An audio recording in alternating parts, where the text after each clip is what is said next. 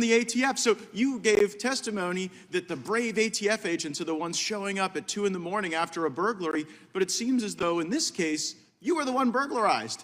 Why have you not followed the recommendations of the Office of Inspector General so that you aren't the mark? Again, I want to say that it is brave women men and women of ATF who do this. That's not a I know what they're doing. I know what they're doing. They're getting robbed on one hand, so you can't keep a hold of the guns you're supposed to have, but then you do keep a hold of a bunch of stuff you're not supposed to have a hold of. The GAO report, firearms data, ATF did not always comply with the Appropriations Act restriction and should better adhere to its policies. As a result of breaking the law, didn't you guys have to go and delete like 250,000 records that you illegally kept?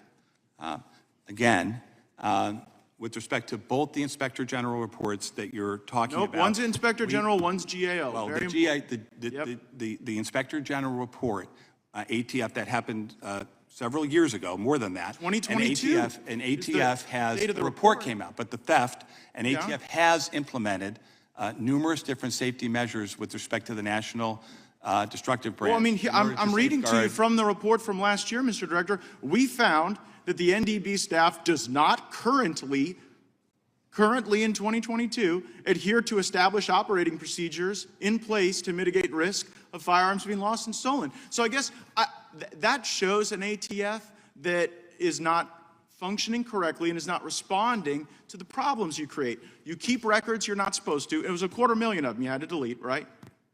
I don't believe that is. Was it over 200,000 that you had to delete? So what was happening was. I just want to know the number of records you had to delete that were not being lawfully maintained. There were records that had not actually been searched, but my understanding hundreds of is thousands were searchable. And so that's what you guys do. You keep what you shouldn't keep. You lose what you're not supposed to lose. But how do you treat regular Americans? I got this letter from someone in my district, a firearms dealer. I have been a firearms dealer for 46 years. For 46 years, I've had a good relationship with law enforcement. Then came the ATF's zero tolerance policy. 2 years ago, while in the process of selling a firearm to a customer, I completed their background check using Florida's FDLE firearm purchasing program. The background check was uneventful, and FDLE rendered an approval number. Some months later, during an ATF audit, I was told the background check was now a non-approval. Even though FDLE made the error, it was on my paperwork, so ATF deemed it a willful error. After completing close to 50,000 background checks over 46 years, why would I willfully ignore this background check? The answer is simple. I did not, but the ATF has revoked my license, ended my career, and my livelihood. So I guess the question is, why should you be able to destroy the life of one of my constituents over a technicality where they weren't even at fault, when you all lose thousands of guns and illegally keep hundreds of thousands of records? Respectfully, Congress has given us the authority to inspect and make sure that firearms dealers, the vast majority by which are compliant, they are our first line of defense in dealing with straw purchases. This guy isn't your first line of defense anymore. He's fired. A very small minority, those dealers, after due process, have been determined. A small minority, ATF, enforcer of gun laws, lost thousands of firearm parts to thieves. New data shows ATF gun store restrictions at the highest rate in 16 years.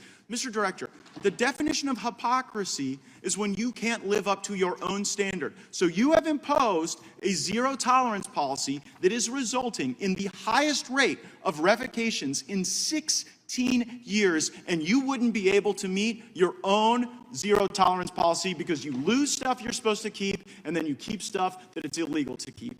And by the way, I am one of those MAGA Republicans that would defund your salary, your agency, and I think all these good things that you say exist could happen with those folks at the local and state level, and this is a terrible abuse of power.